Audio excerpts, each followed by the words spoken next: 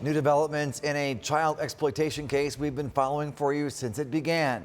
In newly obtained court documents tonight, investigators say this man, 43-year-old Thomas Shannon, was part of an online network of users producing and selling child pornography.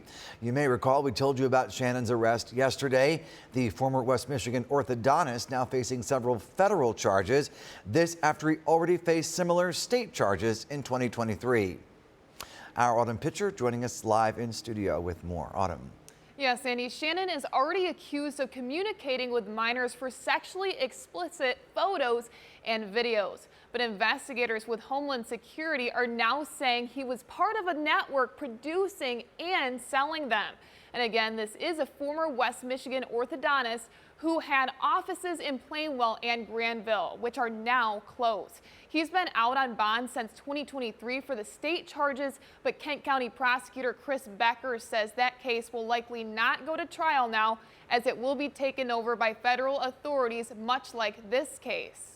This is not a good idea to have people out on bond all the time because they're dangerous and they can still do bad things. And sometimes we need to keep them incarcerated. For the second time in 2 years, Thomas Shannon, a former West Michigan orthodontist, is facing charges related to child exploitation. In 2023, he was charged in Kent County when investigators found a large amount of child porn on his phone, including nude photos of boys and girls under 12 and images of infants.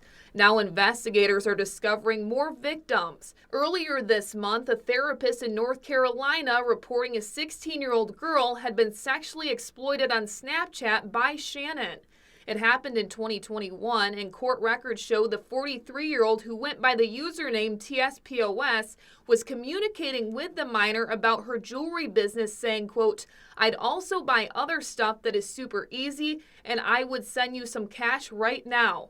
Adding, "I pay $5 per bikini pic, and they never leave this chat," asking the minor for nudes and videos if she specifically had any from 8th or 9th grade. Snapchat records obtained by police show there were numerous additional victims across state lines, also minors. He was facing very serious charges in the state, and I think, from what I know of what the federal charges are, he's facing very serious charges there. And this is something, both offices, whether it be the Western District of Michigan or the Kent County Prosecutor's Office, we take him very seriously.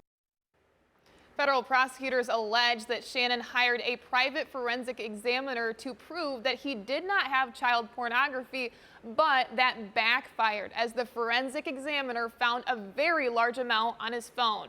Now, Shannon will be in federal court tomorrow morning for a preliminary and detention hearing. Live in studio, Autumn Pitcher, News Channel 3.